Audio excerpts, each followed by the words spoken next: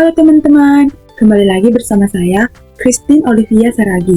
Di sini kita akan membahas tentang karakteristik filsafat pendidikan. Sebelumnya, kita kan sudah membahas tentang filsafat pendidikan. Apakah teman-teman masih ingat tentang filsafat pendidikan? Di sini saya akan mengingatkan kembali tentang filsafat pendidikan sebelum kita masuk ke karakteristik filsafat pendidikan.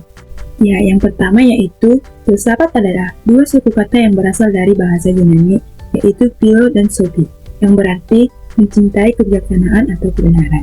Yang kedua adalah pendidikan, usaha manusia untuk menumbuhkan, mengembangkan potensi-potensi yang dibawa atau bawaan, baik jasmani dan rohani, sesuai dengan nilai-nilai kebudayaan yang ada di masyarakat. Yang ketiga yaitu filsafat pendidikan. Filsafat pendidikan dapat diartikan sebagai ilmu atau kaidah-kaidah yang dipakai untuk melihat bagaimana persoalan dalam pendidikan.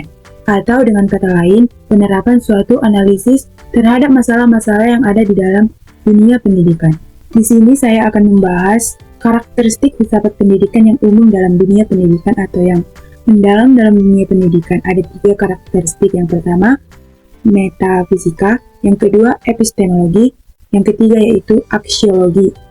Yang pertama yaitu metafisika, merupakan bagian filsafat yang mempelajari masalah hakikat dunia, yang terutama yaitu hakikat manusia. Memahami filsafat ini diperlukan secara implisit untuk mengetahui tujuan pendidikan.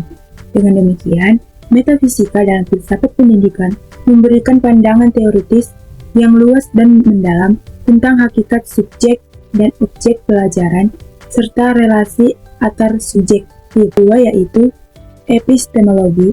Dalam filsafat pendidikan adalah studi tentang sumber metodologi dan proses pencarian pengetahuan dalam konteks pendidikan. Epistemologi juga merumuskan atau memusatkan perhatian pada hakikat dan lingkup pengetahuan, pengandaian, dan dasar-dasar pengetahuan. Dan yang ketiga adalah aksiologi. Aksiologi adalah cabang filsafat yang membahas nilai baik dan buruk yang erat kaitannya dengan pendidikan. Karena dunia nilai akan selalu dipertimbangkan atau akan menjadi dasar pertimbangan dalam menentukan tujuan pendidikan. Di sini juga saya membahas tentang karakteristik yang umum atau yang sering kita ketahui.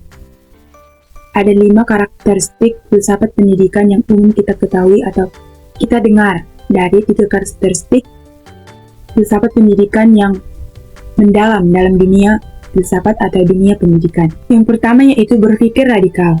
Berpikir mendalam untuk menemukan akar masalah. Contohnya, seorang dokter tidak hanya mengobati gejala penyakit, tetapi juga mencari penyebab penyakit itu. Yang kedua yaitu mencari asas. Mencari asas atau esensi dari sesuatu. Contohnya, arsitek yang merancang bangunan dengan memperhatikan kekuatan dan keamanan strukturnya, apakah layak pakai atau tidak. Yang ketiga, mencari kejelasan. Berusaha memahami sesuatu dalam menjelaskan atau menjelaskan dengan jelas. Contohnya, seorang mahasiswa yang berusaha memahami konsep matematika dengan banyak berarti soal agar dia lebih jelas atau mampukah dia menyelesaikan itu. Yang keempat yaitu berpikir rasional, menggunakan logika dalam berpikir.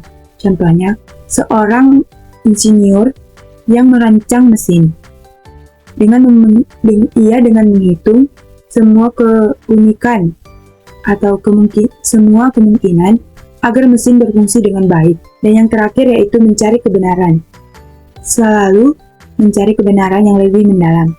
Contohnya, seorang jurnalis atau seorang penulis yang menyelidiki atau meneliti fakta-fakta untuk memastikan berita yang ia dengar atau yang mau disampaikan itu akurat. Jadi, kita dapat menyimpulkan karakteristik filsafat pendidikan itu adalah faktor-faktor pendorong timbulnya filsafat pendidikan. Ajaran filsafat yang komprehensif telah menempati sesuatu yang tinggi dalam kehidupan kebudayaan manusia, yakni sebagai ideologi suatu bangsa dan negara. Tujuan berfilsafat atau tujuan filsafat pendidikan adalah membina manusia mempunyai akhlak yang tinggi dan ekstensi agar tujuan suatu bangsa itu tercapai.